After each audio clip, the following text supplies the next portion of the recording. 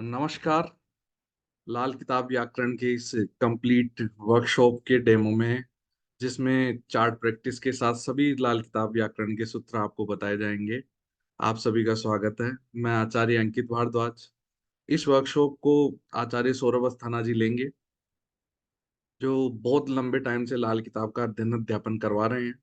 इस complete workshop का focus chart पे प्रैक्टिस करवा के आपको लाल किताब के सूत्रों पे पारंगत करना रहेगा।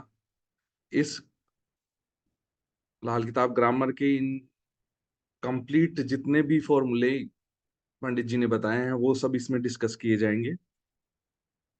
इसमें हमारे टॉपिक्स रहेंगे: लाल किताब का परिचय, ग्रहों का स्वरूप और ग्रहों की अशिया, ग्रहों के जो कारकत्व हैं, जिन जिन चीजों से ग्रहों का जुड़ाव रहता है उन्हें लाल किताब की भाषा में अशिया कहा जाता है, वो सब कंप्लीट बताया जाएगा। ग्रहों के अलग प्रकार के हालात रहते हैं, वो बताए जाएंगे। अंधे ग्रह, रतांत ग्रह, धर्मी ग्रह, साथी ग्रह, अगल बगल के ग्रह, बिलमुकाबिल ग्रह, कायम ग्रह। उपायों में हम कभी कभी आपने पढ़ा होगा कि ग्रहों को कायम करना, तो वो कायम ग्रह क्या होता है उसके बारे में बताया जाएगा।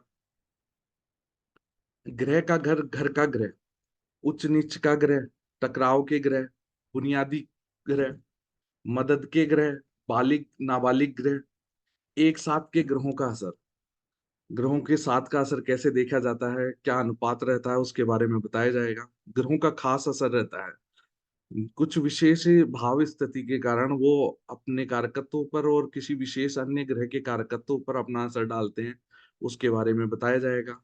अकेले ग्रह का क्या असर होता है उसके बारे में आपको बताया जाएगा।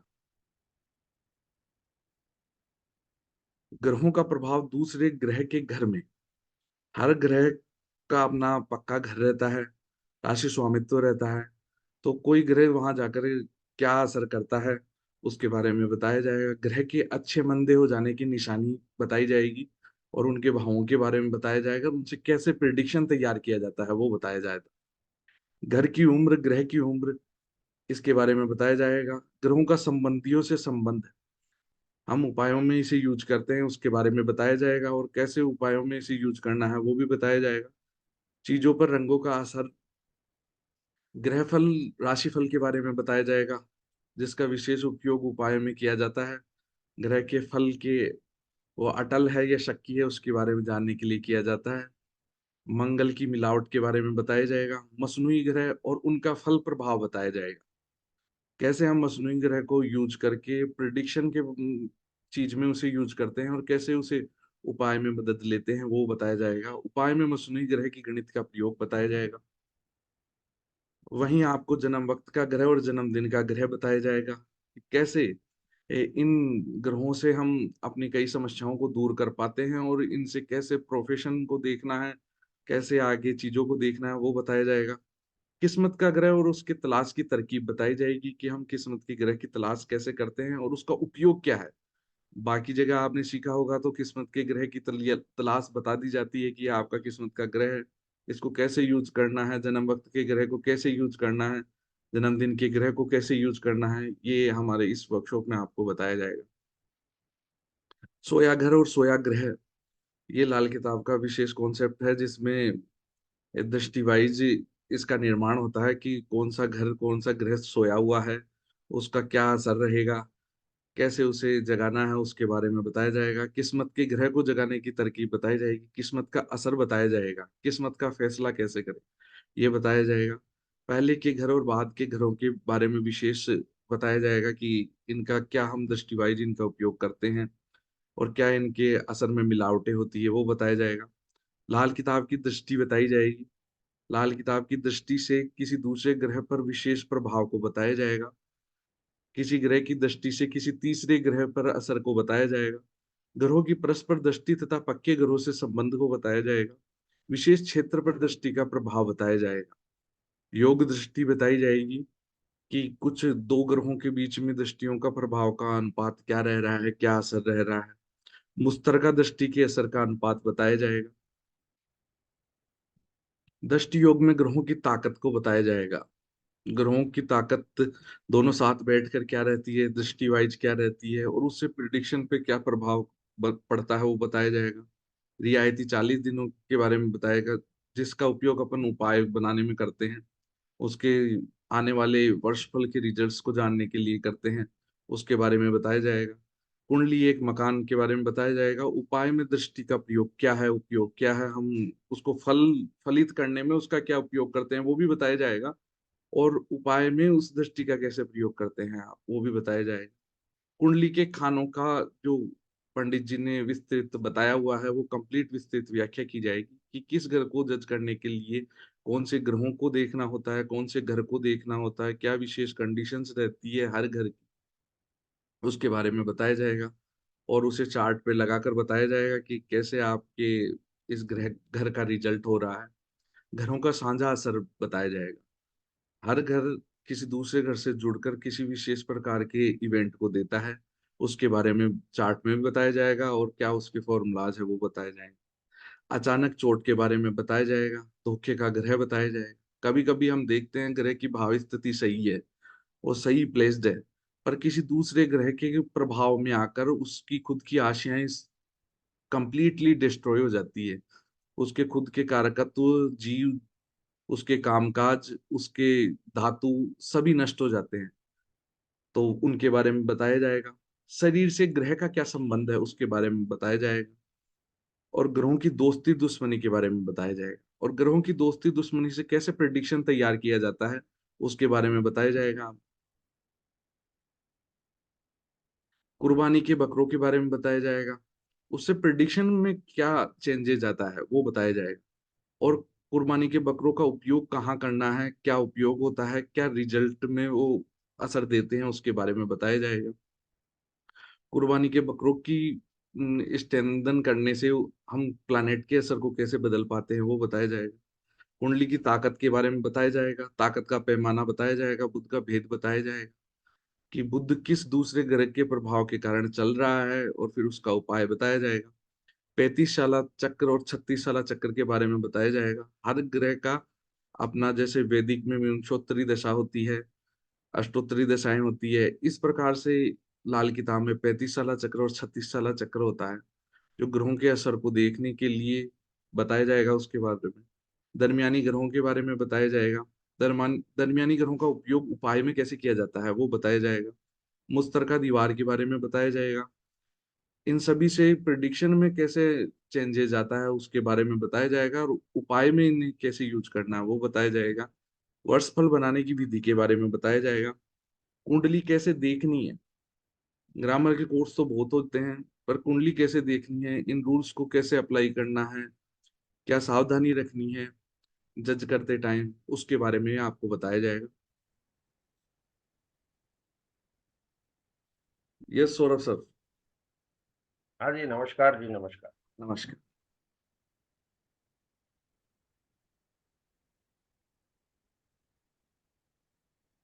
हाँ सर, अब आगे आप बताएं। हम्म।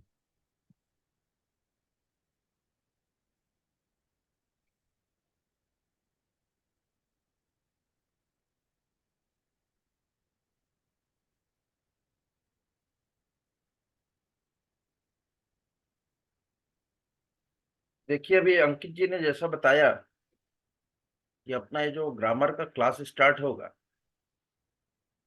इसमें मेन दो पार्ट रहेंगे। एक तो सारे के सारे पक्के घर, खाना नंबर 1 से लेकर खाना नंबर 12 तक, और जो भी नियम लाल किताब के बताए अंकित जी ने, वो सारे एक एक करके बताए जाए। तो यहाँ पर देखिए कि जैसे कि दृष्टि है ग्रहों की, तो उस दृष्टि का हम उपयोग कैसे करें, और दृष्टि से प्रेडिक्शन क्या होता है, ये चीज पे खास ध्यान दिया जाएगा। कि दृष्टि तो जान लिया कि 1 से आ रही 7 पे, 4 से आ रही 10 पे, लेकिन उस दृष्टि को हम यूज कैसे करें। तो यहाँ पर देखते हैं कि पहले घर को हम देखते हैं आज डेमो में। पक्का घर जो है खाना नंबर 1, तो ये पक्का घर जो खाना नंबर 1 है, इसको कहा गया है जमाना ए हाल। जमाने में व्यक्ति का हाल कैसा होगा, वो सब कुछ हम खाना नंबर 1 से देख सकते हैं। तो कुछ मुख्य चीज़ें हैं जो देखिए कि यहाँ पर कि इसका ताल्लुक हमारा जो पूरा शरीर है और जो हमारा वजूद उससे है। यहाँ से हम देखकर यहाँ पे बैठे ग्रहों को पकड़ के अपने पूरे के पूरे वजूद को देख सकते हैं। जो व्यक्ति का कुंडली वाले का जो खुद का नेचर है, स्वयं की प्रवृत्ति और उसका अपना व्यवहार, उसका स्वयं का अपना शरीर और अपनी कमाई, ये जो दुनिया में उसकी जो अपनी एक हस्ती है, वो देख सकते हैं। अपने बनाए हुए मकान और अपना आसन। खाना नंबर 1 को तख्त कहा गया, सिंहासन। अपना पद यानी कि उसकी पोस्ट, किस पोस्ट पे होगा वो।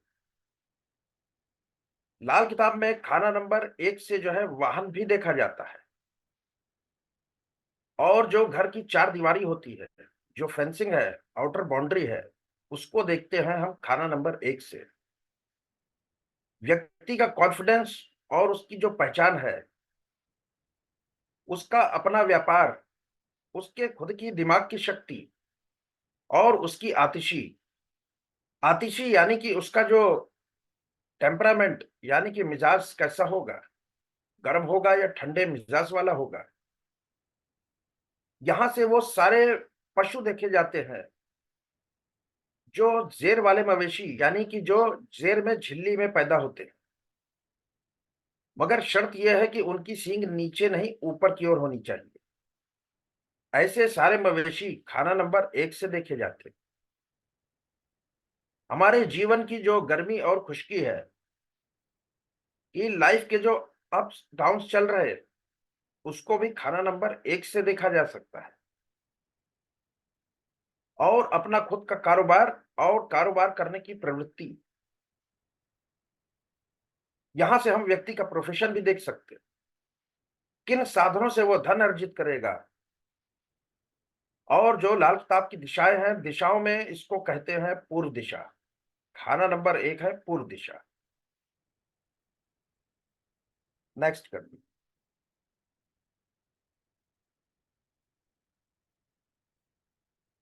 अब देखिए यहाँ पर खाना नंबर 1 की कुछ मुख्य बातें हैं, इनका डिस्क्रिप्शन आगे होगा। कि जैसे खाना नंबर 1 है, तो इसको कहा गया है खाना नंबर 7 का आंगन कहा गया है। इस घर में जो भी ग्रह बैठ जाता है, वो मेढ़े की चाल चलता है। मेढ़ा मेढ़ा यानी कि मंगल देव की सवारी। खाना नंबर 1 में मेष राशि आती है, जिसके स्वामी मंगल देव है और मंगल देव की सवारी है मेढ़ा। तो यहां पर जो ग्रह बैठेंगे वो मेढ़े की चाल से चलेंगे। इस घर में शनि जो है आता है तो नीच का हो जाता है और सूरज आकर उच्च का होता है। यहाँ पर राशि है मेष मंगल की और ये मंगल का घर है।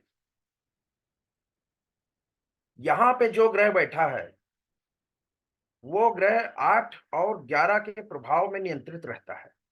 कि खाना नंबर 8 में जो ग्रह बैठेगा और खाना नंबर 11 में जो ग्रह बैठेगा, उसके प्रभाव से खाना नंबर 1 का ग्रह नियंत्रित होगा। और इसका कारक सूर्य है। सूर्य जैसा भी हो कुंडली में, वैसा इस घर का फल मिलता है।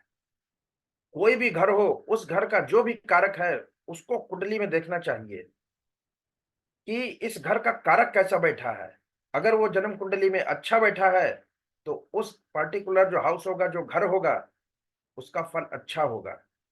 अगर इसका कारक मंदा हो गया किसी कारणों से, तो उस घर का फल भी मंदा हो जाएगा। तो यहाँ पर सूरज के साथ जो भी ग्रह होगा, सूरज उस ग्रह की मदद करता है। और यहाँ पर जो भी ग्रह बैठ जाता है, वो जन्म कुंडली का राजा कहलाता है। क्यों? क्योंकि जो है इसको कहा गया है तख्त। अब अगर यहाँ पर जो है मंगल बैठ जाए, या जो लाल किताब के बनावटी मंगल होता है, मसनूई, एक होता है मंगल बद, मंगल नेक। तो सूरज और बुध अगर मिल जाते हैं तो वो कहलाते हैं मंगल नेक। और सूरज और शनि कहीं मुश्तरका होकर बैठ गया कुंडली में तो वो हो जाता है मंगल बद। अब खाना नंबर एक में चाहे मंगल स्वयं बैठ जाए या उसके मसनूई ग्रह सूरज बुध या फिर सूरज शनि आके बैठ जाए, तो अब अगर खाना नंबर 11 में कोई ग्रह होगा तो यहां का ये मंगल या बनावटी मंगल उसके अनुसार फल देगा।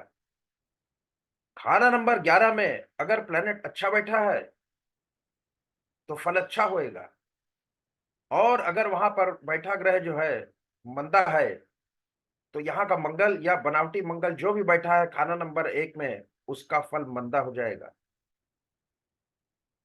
ऐसा भी हो सकता है कि जन्म कुंडली में खाना नंबर 11 में कोई बैठा ही ना हो।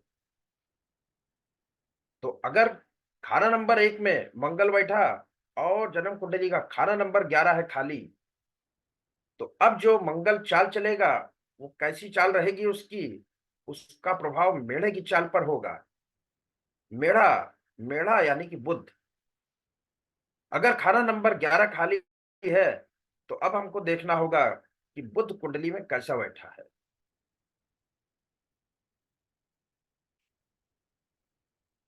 अब जैसे मान लीजिए कि खाना नंबर एक में बृहस्पति, चंद्र, बुध और राहु साथ हो जाए और खाना नंबर 7 में जो है केतु आ जाए, तो राहु बैठेगा खाना नंबर एक में तो केतु ऑटोमेटिक आ जाएगा साथ में। ऐसी जन्म कुंडली जिसमें यह कॉम्बिनेशन है 35 की उम्र तक नर औलाद पैदा न होगी, और अगर पैदा हो गई तो पैदा हो के बर्बाद होगी या जीवित न रहेगी। 48 की उम्र तक केवल और केवल एक ही औलाद जीवित रहेगी, एक ही औलाद कायम होगी। और अगर गलती से भी एक से अधिक औलाद कायम हो गई 48 के उम्र तक, तो जो जन्म कुंडली वाले का बुध है वो बुध बर्बाद हो जाएगा। बुध यानी कि जो कुंडली वाले की बहन, बेटी, बुआ, साली, उन पर बुरा प्रभाव पड़ेगा, झेलना उनको पड़ेगा। कॉम्बिनेशन बन रहा जन्म कुंडली वाले की, लेकिन जो तकलीफ आएगी वो उसको बहन, बेटी, बुआ, साली को आएगी। तो ये कॉम्बिनेशन है। इस कॉम्बिनेशन को जन्म कुंडली का खाना नंबर एक देख रहे हैं उसमें बन रहा, तो इसको जरूर देखना चाहिए। और अगर ये कुंडली में बन गया है तो क्या किया जाए, इसका उपाय है कि कौवे को, तोते को, गाय को, घोड़े को अपने खाने से हिस्सा निकाल कर दें। गाय, गाय क्या है, शुक्र है, तोता कन्या ये बुध हो गए, और घोड़ा है चंद्रमा। कौवा, कौवा शनि का होता है और राहु केतु है शनि के एजेंट। इसके लिए अगर जन्म कुंडली में यह कॉम्बिनेशन बन रहा है तो ये उपाय जरूर करना चाहिए। क्यों? अपनी बहन, बेटी, बुआ, साली को बर्बाद होने से बचाने के लिए।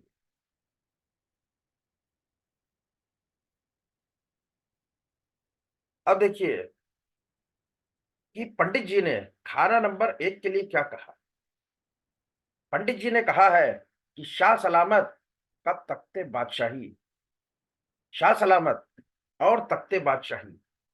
जैसे कि मैंने अभी बताया कि खाना नंबर एक को तख्त कहा गया है, और तख्त पे यानी कि सिंहासन, सिंहासन पे जो आदमी बैठ जाता है वो बादशाह कहलाता है, राजा हो जाता है। राजा छोड़ दूसरा कोई सिंहासन पर बैठता नहीं। या हुजूर के कदम मुबारक, यानी कि अगर खाना नंबर एक में कोई ग्रह बैठा है तो वो मुबारक है, वो राजा हो गया, राजा हुजूर है, उसके कदम मुबारक। पंडित जी कहते हैं यहाँ पे कि घर पहला है तख्त हजारी और ग्रहफल राजा कुंडली का। जो पहला घर है जन्म कुंडली का वो तख्त हजारी। ऐसा तख्त, ऐसा राजा जिसके पास कम से कम 1000 सैनिकों की सेना हो। हजारी 1000 लोगों की सेना को कहते हैं। ग्रहफल राजा कुंडली का। तो यहां पर जो आ गया वो कुंडली का राजा हो जाता है वो प्लेनेट। ज्योतिष में इसे लगन भी कहते हैं, और झगड़ा जहां रूह माया का। तो ज्योतिष में इसे लगन के नाम से जाना जाता है, खाना नंबर 1 को। और आगे कहा कि झगड़ा जहां रूह माया का। रूह यानी कि इंसानी रूह, इंसान की जो रूह है, और माया ये जो दुनियावी चीजें हैं। तो यहां पर जो भी ग्रह बैठता है, उस ग्रह के गुण धर्म उस व्यक्ति की रूह तक प्रवेश कर जाते हैं। यहां पर जो भी प्लेनेट बैठेगा, जो भी ग्रह आएगा, उसके गुणधर्म से ही उस व्यक्ति की सोच बनेगी, और वो उसी सोच के अनुसार आगे कर्म करता जाएगा। उच्च बैठे ग्रह उत्तम कितने, दस्ती लिखा ख्वाह विधाता हो। अगर यहां पर उच्च ग्रह बैठ गया, तो उच्च कौन है? सूरज। यहां पर अगर उच्च का ग्रह बैठ गया, तो बहुत अच्छा है। क्यों? क्योंकि कह रहे हैं दस्ती लिखा ख्वाह विधाता हो, कि विधाता ने लिख के भेज दिया, उच्च ग्रह बैठा के भेज दिया जन्म कुंडली में। खाली पड़ा घर साथ जब टेवे, शक की असर कुल ग्रह का हो। तो चाहे खाना नंबर 1 में उच्च के ही ग्रह क्यों ना बैठ जाए, अगर खाना नंबर 7 खाली है, तो खाना नंबर 1 के बैठे ग्रह का असर शक की होगा। अब वो डाउट में आ गया कि फल देगा कि नहीं देगा, देगा तो क्या देगा। लगन बैठा ग्रह तख्त नशीनी, राजशाही जब करता हो। आंख गिरा घर 8 है उसकी, 11 से हरदम चलता हो। खाना नंबर 1 में जो भी ग्रह बैठ जाता है, तो खाना नंबर 8 में बैठा ग्रह उस ग्रह की आंख होती है। और खाना नंबर 11 में जो ग्रह बैठा है, वो उस ग्रह की टांगे होती। आंख से देखता है और टांगों से दौड़ता है। तो कह रहे हैं राजशाही जब करता हो। यहां पर जब कोई ग्रह बैठ गया और राजशाही करेगा, ये जो तख्त नशीनी है कि लगन बैठा ग्रह तख्त नशीनी। ये तख्त नशीनी यानी कि उसकी तख्त पे जो राजपोशी हुई है। नशीनी का अर्थ है कि राजाभिषेक। ऐसा ग्रह बैठ के जब राज चलाने चला, तो क्या हुआ कि अगर खाना नंबर 8 में कोई ग्रह नहीं है और 11 में नहीं है, तो वो ऐसा राजा है कि उसके पास ना आंखें हैं और ना ही टांग है दौड़ने के लिए। तो खाना नंबर 8 में बैठा ग्रह आंख है, और खाना नंबर 11 में बैठा ग्रह उस ग्रह की टांगे हैं। अकेला तख्त पर बहुत हो साथ में, राजा वजीरी होती है। अगर खाना नंबर 1 में कोई एक ग्रह बैठ गया, और खाना नंबर 7 में एक से अधिक ज्यादा ग्रह बैठ गए, तो बोल रहे कि राजा वजीरी होती है। वजीर यानी कि मंत्री। राजा कौन हो गया? जो खाना नंबर 1 में अकेला ग्रह बैठा वो हो गया राजा, और खाना नंबर 7 में जो भी ग्रह बैठे हैं वो सब हो गए वजीर। उलट मगर जब टेवे बैठे, जड़ 7वें की कटती है। लेकिन यही अगर उल्टा हो जाए कि खाना नंबर 1 में एक से अधिक ग्रह बैठ जाए, और एक अकेला ग्रह फंस जाए कहा? खाना नंबर 7 में, तो अब क्या होगा? पहले बताया पंडित जी ने कि खाना नंबर 1 में जो ग्रह बैठ गया वो हो गया कुंडली का राजा। तो राजा हो गए अनेक, एक से अधिक, और जो वजीर था अब रह गया एक। तो ये दो परिस्थितियां हैं कि अगर खाना नंबर 1 में अकेला ग्रह है और 7 में कई ग्रह हैं, तो ऐसे कुंडली वाले का जो जीवन है वो आसान होगा। चीजें आसानी से प्राप्त हो जाएंगी, क्योंकि उसके पास बहुत सारे वजीर हैं। वो उनको राजा काम कराएगा, और अपना जीवन यापन, लाइफ स्मूथ हो जाएगी। लेकिन अगर उल्टा हो गया कि राजा कई हो गए और वजीर एक, तो अब सारे के सारे राजा एक ही वजीर है, उसको सब काम सौंपेंगे। तो यहां पर वजीर जो होगा, जो अकेला ग्रह बैठा खाना नंबर 7 में, उसकी हालत खस्ता होगी। तो यहां पर उस ग्रह से संबंधित बीमारी लगेगी जन्म कुंडली वाले को। उस ग्रह से संबंधित जो रिश्तेदार है, उससे बनेगी नहीं, या उसको भी बीमारी लगेगी, वो बर्बाद होगा। इसके लिए जन्म कुंडली में अगर ऊपर एक ग्रह है और साथ में कई ग्रह हैं, तो लाइफ आसान होगी। और इसका उल्टा हो गया तो फिर लाइफ में मुसीबतों का पहाड़ टूटेगा। एक मुसीबत खत्म हुई नहीं कि दूसरी चालू हो गई। ऊंच नीच जो गिने घरों के, वह नहीं एक साथ लड़ते हैं। जो यहां पर ऊंच नीच के ग्रह बैठ गए तो वह आपस में लड़ाई नहीं करते। तो ऊंच और नीच का कौन होता है यहां पर? सूर्य और शनि। वो अगर बैठ गए साथ में तो वो लड़ाई नहीं करेंगे। बाकी ग्रह सब झगड़ा करते, उम्र से भी चंद मरते हैं। इसके अलावा जो भी ग्रह बैठ गए तो अपनी शत्रुता मित्रता के हिसाब से आपस में लड़ाई करेंगे। और उनके लड़ाई करने से जो जन्म कुंडली वाला है उसकी उम्र भी घटती जाएगी। क्यों? क्योंकि खाना नंबर एक है हमारा शरीर, ये पूरा शरीर। अब देखिए ये यहाँ पर चार्ट में बताया जा रहा कि जो दोहे में कहा पंडित जी ने कि खाना नंबर एक में ग्रह है और 8 में और 11 में, तो ये अच्छी कंडीशन है। यहाँ पर लाइफ स्मूथ होगी और उसके पास पैसा भी आएगा। क्यों? क्योंकि जो है राजा है पहले में बैठा ग्रह, और उसको देखने के लिए आंख भी है और पैर भी है। अब मान लिया कि 8 में ग्रह बैठा है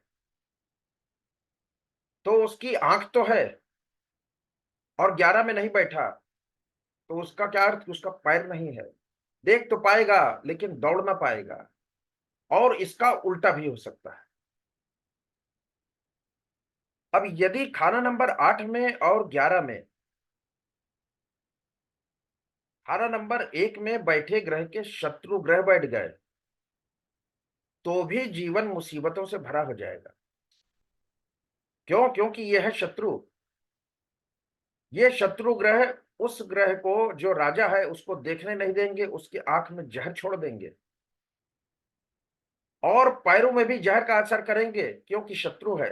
शत्रु ग्रह अपने शत्रुओं पर जहर छोड़ा करते हैं। तो यहां पे वो ना देख पाएगा ना भाग पाएगा ग्रह होने के बावजूद भी।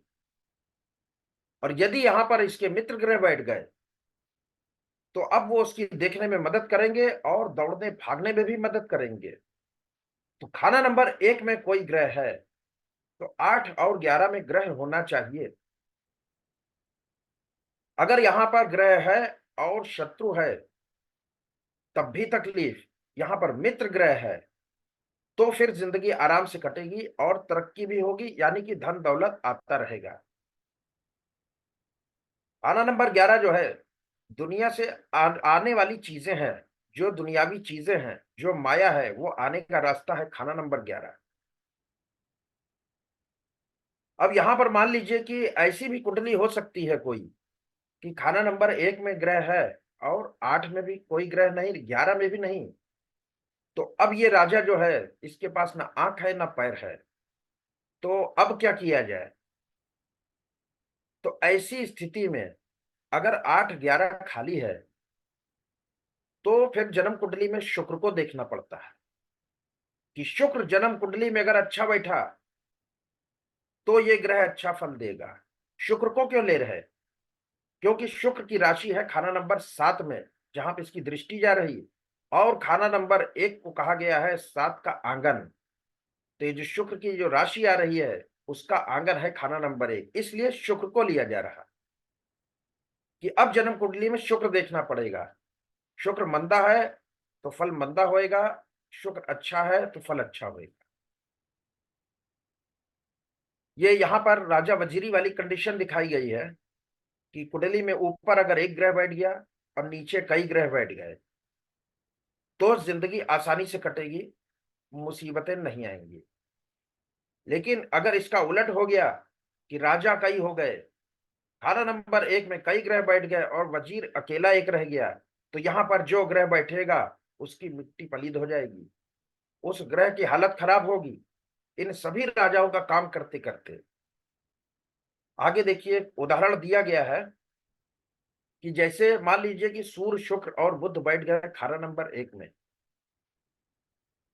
और खाना नंबर 7 में अकेला चंद्र बैठ गया, तो चंद्र हो गया वजीर और सूर्य शुक्र बुध हो गए कुंडली के राजा। अब राजा 3 है और वजीर 1। ये सारे राजा इसको काम देंगे। तो यहां पर क्या है, चंद्रमा की हालत होगी खराब। तो चंद्रमा से संबंधित व्यापार में तकलीफ आएगी। चंद्र हमारी कौन है, माता, मौसी, नानी। तो माता को तकलीफ आएगी। और चंद्रमा से संबंधित रोग कुंडली वाले को होंगे। और चंद्रमा क्या है, चंद्रमा है हमारा धन, लिक्विड कैश। तो उसकी भी कमी हो जाएगी जातक। साथ ही साथ विद्या में भी बाधा आ जाएगी। क्यों? क्योंकि यहाँ पे चंद्रमा की हालत खराब हो रही। तो चंद्रमा की जो भी अशियाएं हैं वो सब खराब होती जाएंगी। तो खाना नंबर 1 को जब भी देखना हो तो हमको 1, 7, 8 और 11 देखा जाता है। ये 1, 7, 8, 11 जो है 7, 7 देखा जाता है। अब देखिए कि जैसे बृहस्पति है, बृहस्पति की दृष्टि जा रही चंद्रमा पर। तो ग्रह जो है अकेले अकेले अलग असर देते हैं, और जब मुश्तरका हो जाते हैं या दृष्टि से मिलते हैं तो उनके असर में तब्दीली आती है। तो पंडित जी ने यहाँ पर यह बताया है कि कोई ग्रह जब मिलता है किसी ग्रह से तो किस ग्रह में कितनी तब्दीली आती है, उसके फल में कितनी कमी आएगी। जैसे कि उदाहरण के लिए कि बृहस्पति है, बृहस्पति देख रहा चंद्रमा को, चंद्रमा से जाकर मिल रहा। तो गुरु जब चंद्रमा को देखता है तो चंद्रमा की ताकत जो है आधी हो जाती है। यहां पर 2 अंक दिए गए, एक ऊपर का एक नीचे का, कि 1/2। तो सूत्र क्या दिया पंडित जी ने कि ऊपर की जो संख्या है वो देखे जाने वाले ग्रह का असर है, और जो नीचे की अंक है वो देखने वाले ग्रह का असर है। तो यहां पर गुरु अगर चंद्रमा को देख रहा है तो चंद्रमा की शक्ति आधी हो जाएगी। इसी प्रकार यदि गुरु जो है और ग्रहों को ले ले कि अगर चंद्रमा के साथ मुश्तरका है या फिर उसको दृष्टि से जाके मिल रहा, तो यहां पर पावर 2 गुना हो जाएगी सूर्य की। चंद्रमा के साथ मिल रहा तो आधी हो जाएगी, राहु के साथ मिल रहा तो 2 गुना, और अगर गुरु केतु के साथ जाकर मिल रहा दृष्टि से या फिर युति बना के तो 5/6 हो जाएगी। तो इस प्रकार सभी ग्रहों का आपको बताया जाएगा कि जब 2 ग्रह मिलते हैं तो उनकी पावर में क्या चेंजेस आते हैं। अब कुछ ऐसे नियम है ग्रहों के कि जैसे केतु अगर जो है लगन में आ गया खाना नंबर 1 में, तो जन्म कुंडली में सूरज आपका कहीं भी बैठा हो तो वो ऐसा फल देगा कि जैसे खाना नंबर 1 में बैठा हो। यानी कि खाना नंबर 1 में सूरज होता है उच्च का। तो केतु जन्म कुंडली में अगर आ गया खाना नंबर 1 में तो सूरज कहीं भी हो उच्च का फल देगा। और इसका उलट यदि राहु आ गया तो फिर कहीं भी सूर्य बैठा हो, जिस घर में बैठा हो उस घर के लिए उस सूर्य को ग्रहण लग जाएगा। राहु राहु से ग्रहण लगता है सूरज को, और केतु से लगता है चंद्रमा को। ठीक इसी प्रकार अगर बुध बैठ गया खाना नंबर 2 में तो जो बृहस्पति है, बृहस्पति हर तरह से बर्बाद होगा। बुध खाना नंबर 4 में बैठ गया तो चंद्रमा हर तरह से बर्बाद होगा। अब मंगल, मंगल अगर खाना नंबर 6 में आता है तो भी सूर्य जो है उच्च का हो जाता है जन्म कुंडली में, कैसा भी किसी के साथ क्यों ना बैठा। मगर केतु जो है वो बर्बाद हो जाता है। तो यहां पर जो प्लेनेट बर्बाद हो रहा है उसकी अशियाएं बर्बाद होंगी। जैसे गुरु है तो गुरु है हमारे पिता दादा, हमारी किस्मत और सोना। सोना खोने लगेगा, पिता को तकलीफ होगी और किस्मत खराब हो जाएगी। चंद्रमा है तो चंद्रमा विद्या है, हमारा धन है और माता है, उन पे तकलीफ आएगी। केतु, केतु है मामा है, लड़का है, कान है, केतु पेशाब का रास्ता है, तो इनमें तकलीफ आएगी। चंद्रमा अगर खाना नंबर 12 में बैठ गया तो भी केतु को बर्बाद करता है। और केतु खाना नंबर 11 में बैठ गया तो चंद्रमा बर्बाद होता है। और चंद्रमा अगर खाना नंबर 11 में बैठ गया तो भी केतु बर्बाद होता है। और खाना नंबर 11 में अगर बृहस्पति बैठ गया तो जो राहु है वो खराब हो जाता है। ठीक इसका उल्टा अगर राहु खाना नंबर 11 में बैठ जाए तो बृहस्पति भी खत्म हो जाता है। तो जो ग्रह बर्बाद हो रहा है उस ग्रह से संबंधित रिश्तेदार, उस ग्रह से संबंधित कारोबार, और उसकी जो भी अशियाएं हैं, उससे संबंधित जो भी रोग है, उससे संबंधित जो भी अंग है, उसमें बीमारी लगेगी और तकलीफ आएगी उन रिश्तेदारों को। तो ये स्पेशल कंडीशंस हैं ग्रहों की। अब जैसे आपने देखा होगा कि ग्रहों की उम्र है कि सूरज की 22 साल है, बृहस्पति की 16 साल है, मंगल की 28 साल, ऐसा ग्रहों की उम्र है। तो यहां पर जो है घरों की उम्र है। घर की उम्र कि खाना नंबर 1, 3, 9, 10, 12, इनकी उम्र बताई पंडित जी ने। खाना नंबर 1, 3, 9, 10, 12 के लिए 10 वर्ष, और खाना नंबर 4 और खाना नंबर 7, इसकी उम्र बताई गई है 85 साल। खाना नंबर 6 की उम्र बताई 8 साल, और 2 की बताई 75 साल। खाना नंबर 5 और 11 की और 8 की कोई उम्र नहीं बताई। अब आप लोग जानते होंगे कि खाना नंबर 5 और खाना नंबर 11 में ना ही कोई ग्रह उच्च का होता है और ना ही कोई नीच का होता है। क्यों? क्योंकि ये जो खाना नंबर 11 है, यह है शनि की अदालत, और खाना नंबर 5 यह है सूरज का। सूरज है राजा, राजा लगाता है राज दरबार। तो राजा के दरबार में और अदालत में कोई भी कितना बड़ा अमीर गरीब हो, सब पे एक नियम लागू होता है। यहां पर कोई ऊंचा नीचा नहीं होता है। इस कारण ही यहां पर कोई ग्रह उच्च का और नीच का नहीं लिया गया। अब देखिए जैसे दृष्टि है, दृष्टियों में कि अगर मंगल जो है शनि को देख ले, तो जो मंगल की वस्तुएं हैं और मंगल से संबंधित जो जानदार चीजें, यानी कि उनसे संबंधित जो रिश्तेदार हैं और मंगल के कारोबार, इन पर मंदा असर पड़ेगा। जिसकी जन्म कुंडली में मंगल देख रहा शनि को और वो मंगल का काम कर रहा, बड़ी दिक्कत होगी धन आने में। अगर यही इसका उल्टा हो जाए कि शनि देखने लगे मंगल को, तो अब शनि और मंगल दोनों पर नेक होगा। तो देखिए मंगल देख रहा था शनि को, तो मंगल की अशिया बर्बाद हो रही थी, यानी जन्म कुंडली वाले को मंगल से संबंधित व्यापार, मंगल से संबंधित काम नहीं करना है। अब तो अब करना क्या है, उसको शनि से संबंधित व्यापार और काम करना है, उसमें वो फलेगा। और शनि देख रहा मंगल को, तो यहां पे क्या हुआ कि शनि और मंगल दोनों की अशियाओं पर नेक असर होगा। तो अब कुंडली वाला चाहे शनि का काम करे, तेल, लोहा, कोयला, पेट्रोल, किसी का काम करे, चाहे मंगल का काम कर ले, कोई तकलीफ नहीं होगी। लेकिन यहां पर एक बात कही गई कि भलाई की कोई शर्त ना होगी। शनि देख रहा मंगल को, तो ऐसा व्यक्ति दोनों का काम करेगा, चलेगा, लेकिन वो व्यक्ति भला ही होगा, उसमें मक्कारी ना होगी, ऐसा कहा नहीं जा सकता। अब देखिए यहां पर कि अगर राहु देख ले मंगल को, राहु देख रहा मंगल को, तो क्या होता है कि मंगल क्या है, खून है, रक्त। खाना नंबर 3 से देखा जाता है खून, जो मंगल का घर है और बुध की राशि।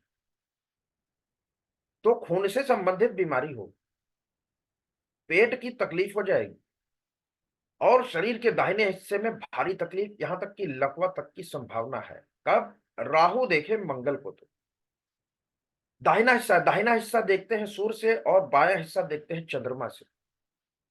राहु की पावर बढ़ती है तो सूरज को वैसे वैसे उसी ही अनुपात में ग्रहण लगता जाता है। तो राहु देखेगा मंगल को तो तकलीफें आएंगी।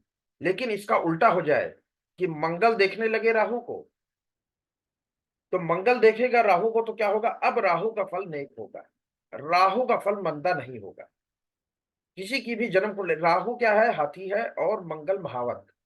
तो जिसकी भी जन्म कुंडली में लाल किताब की दृष्टि के हिसाब से मंगल देख रहा राहु को, तो राहु बुरा फल न देगा। ऐसे ही और ग्रह हैं, जैसे कि सूरज अगर बुध को देख ले, तो सूरज जब देखे बुध को, तो अब जो है बुध सूरज की मदद करता है।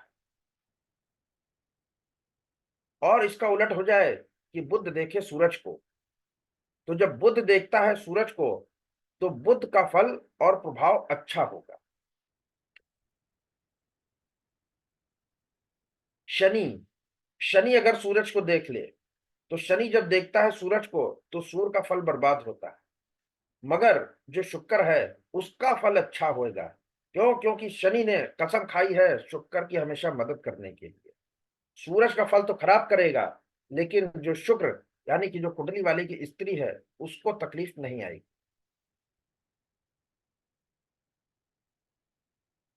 अब देखिए, ये जो क्लास होगा, ये है तो ग्रामर का क्लास। इसमें ग्रामर पूरी बताई जाएगी और प्रैक्टिकल कुंडली के साथ। और वो जो चार्ट है वो आप लोगों का ही लिया जाएगा, उसी पे सारे नियम लगाए जाएंगे। यहाँ पे जन्म कुंडली में कोई ग्रह अच्छा है, खराब है। जैसे उदाहरण के लिए माना कि सूरज जो है जन्म कुंडली में खराब होता है खाना नंबर 6 में, 7 में और 10 में, और किसी कंडीशन के साथ 11 में भी हो जाता है। या बृहस्पति है तो बृहस्पति खराब हो जाता है। अमूमन मंदा कहा गया कि मंदा होता है खाना नंबर 6 में, 7 में, 10 में और 11 में। या शुक्र है तो शुक्र जो है खाना नंबर 1 में, 6 में और 9 में मंदा होता है, बाकी सभी जगह पर अच्छा होता है। तो वो जो कंडीशन बताई गई हैं वो अमूमन नेक और मंदा है। तब कि अगर जन्म कुंडली में ग्रह अकेला बैठा है, उस पे किसी ग्रह का, अन्य ग्रह का प्रभाव नहीं आ रहा, उस स्थिति में वो ग्रह शुभ है और अशुभ है। लेकिन पंडित जी ने लाल किताब में ग्रह अच्छा है जन्म कुंडली में या खराब है, इसको देखने के लिए कुछ नियम बताए। हर ग्रह के लिए 8-10 नियम है।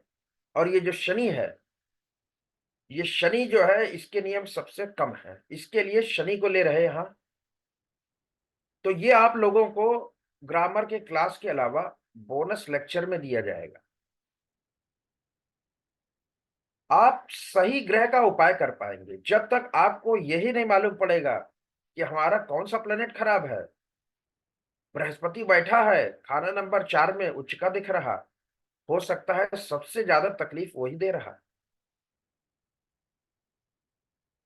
राहु बैठा है अच्छा खासा 6 में, आप कह रहे हैं 3-6 में राहु उच्च का होता है, लेकिन कहीं शनि और सूरज जो है मुश्तरका हो गए तो राहु खराब हो गया। तो इस प्रकार के जो नियम है, वो एवरेज पकड़िए कि 10-12 नियम है हर ग्रह के लिए, जो पंडित जी की देन है। और आज जो है पंडित जी का जो है जन्मदिन है, आज 18 तारीख है, 18 जनवरी। तो ये लेक्चर जो रहेगा, ग्रह अच्छे हैं कि खराब हैं, ये फ्री रहेगा, ये आपको लास्ट में बताया जाएगा। तो यहां पर उदाहरण के लिए लेते हैं, जैसे शनि कैसे देखें कि आपकी जन्म कुंडली में अच्छा है कि खराब है। तो अगर केतु पहले बैठा हो और शनि बीच में, उसके बाद चला जाए राहु, तो ऐसे में शनि का असर अच्छा होता है। या केतु पहले हो और बीच में राहु हो और बाद में शनि चला जाए, तो भी शनि का असर अच्छा होएगा। शनि आगे हो और केतु बीच में और राहु बाद में चला जाए, तो भी जो है शनि का असर अच्छा होएगा, चाहे जन्म कुंडली में शनि खाना नंबर 1 में ही क्यों ना बैठा, ये शनि अच्छा प्रभाव देगा। अगर शनि जो है पहले हो और बाद के जो घर हैं, या बाद में चला जाए राहु और केतु, तो भी शनि का प्रभाव अच्छा होता है। ये जो कंडीशन है कि राहु केतु मुश्तरका हो गए, ये केवल और केवल वर्षफल में आएगी, जन्म कुंडली में ये कंडीशन नहीं आएगी। क्योंकि लाल किताब के वर्षफल में राहु केतु एक जगह, एक खाने में या अगल बगल कहीं भी बैठ सकते हैं, वो 180 डिग्री पे जरूरी नहीं। या पहले जो है शनि और केतु मुश्तरका हो रहे और बाद में राहु है, तो भी शनि का प्रभाव अच्छा होगा। अपने शनि को आप अच्छा असर देने वाला समझिए। केतु पहले है और शनि और राहु मुश्तरका होके बाद में हो गए, इस कंडीशन में भी शनि जन्म कुंडली में अच्छा प्रभाव देगा। ऐसे ही खराब प्रभाव कि राहु पहले आ जाए, शनि बीच में और केतु बाद में, राहु पहले केतु बीच में शनि बाद में, शनि पहले राहु बीच में केतु बाद में, तो ये सारी कंडीशन अगर किसी की जन्म कुंडली में है, तो वो शनि चाहे उच्च का होके बैठा हो, खाना नंबर 7 में, वो खराब प्रभाव ही देने वाला है। अब ये भी ऊपर वाली पहली कंडीशन वर्षफल की है कि राहु केतु साथ में पहले हो और शनि बाद में, या राहु आगे हो और शनि केतु बाद में, या शनि और राहु आग पहले हो जाए और केतु बाद में, तो इस कंडीशन में भी जो शनि है वो मंदा प्रभाव देगा, बैठा कहीं भी हो जन्म कुंडली में।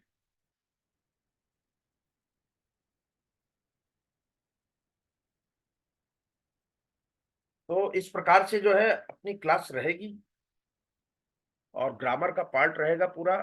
ऐसे ही सारे 1 से लेकर 12 तक के जो पक्के घर हैं वो बताए जाएंगे, और बोनस लेक्चर में आप ये सब जान पाएंगे कि आपकी जन्म कुंडली में कौन सा ग्रह अच्छा है और कौन सा खराब।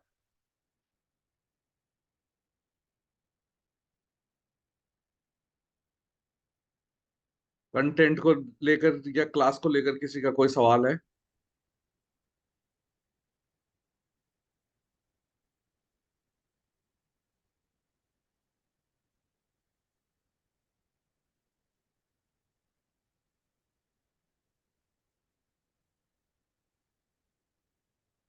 हेलो। किसी को कोई भी डाउट हो तो पूछ लीजिए, नहीं तो आप लोग ग्रुप में भी चैट कर सकते हैं, डाल सकते हैं ग्रुप में भी। मैंने तो सर का थोड़ा ही सुना, देखते हैं ग्रुप में कुछ आया तो ऐसे जी। थोड़ा ही सुना। अभी मुझे भूल गया, मैं आज 8 बजे का ये लगा के रखा था, लेकिन ध्यान से उतर गया तो अभी अच्छा चालू अच्छा। किया। हाँ, तो पूरा का ओके। पूरा तो आपको निकल गया ये था। जो हाँ डेमो है इसका आपको भेज दिया जाएगा, आपको हाँ। इनको भेज दीजिएगा। ठीक है, ठीक है। आप ग्रुप में हैं? ठीक है, ठीक है सर। नहीं, आप ग्रुप में हैं कि आप अभी आए हैं ज्वाइन जी किए? सर, जी सर। जी अभी आए सर, हैं? नहीं नहीं, ग्रुप में है, ग्रुप में है। अच्छा अच्छा, ग्रुप में है ग्रामर सर। वाले ग्रुप में है। ठीक है ठीक है। हम्म। और सर किसी ये का लाल कोई किताब सवाल? के बारे में पूरा सिखाने वाले हैं ना पूरा? क्या जी। करेंगे जी? लाल किताब के बारे में पूरा बताने वाले हैं आप? हाँ, इसमें ग्रामर के जितने भी रूल्स है ना, लाल किताब के, जिनसे अपन प्रिडिक्शन को तैयार करते हैं, वो सब कंप्लीट आएगा। सारे सूत्र बताए जाएंगे विस्तृत तौर पर चार्ट पे लगाकर, कि वो कैसे प्रिडिक्शन को चेंज करते हैं, वो अच्छा। कंप्लीट बताया जाएगा। Okay sir, okay sir. और किसी का कोई सवाल?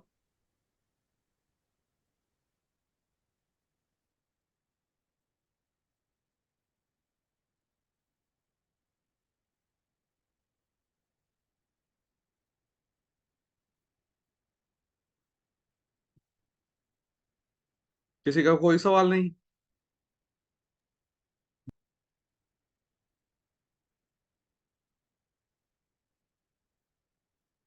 तो ये क्लास 21 तारीख से स्टार्ट हो रही है। ये वीकली रहेगी। इसका टाइमिंग 8 PM इवनिंग में रहेगा। और इसकी रिकॉर्डिंग, कंप्लीट रिकॉर्डिंग और पीडीएफ नोट्स शेयर किए जाएंगे। आप पीडीएफ नोट्स को डाउनलोड करके प्रिंट आउट निकाल पाएंगे। और रिकॉर्डिंग्स को आप जितनी बार देखना चाहें उतनी बार देख पाएंगे। और व्हाट्सएप सपोर्ट हमेशा रहेगा, जिसमें आप अपने सवाल पोस्ट कर पाएंगे, उनका जवाब दिया जाएगा। और क्लास में आपके ही चार्ट्स को लेकर इन सभी सूत्रों को बताया जाएगा। और आज रूपचंद जोशी जी के जन्मदिन पर जो भी आज ज्वाइन करता है, उसको हमारी ऋण की वर्कशॉप की रिकॉर्डिंग और उसके नोट्स वो साथ में दिए जाएंगे।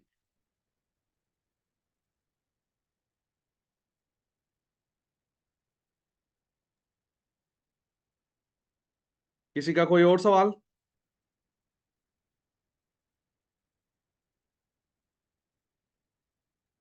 ठीक है सर, कंप्लीट कर दे। ठीक है, और किसी का कोई भी डाउट रहेगा तो ग्रुप में पूछ लीजिएगा, आंसर मिलेगा आपको। ठीक है सर। ओके। ओके।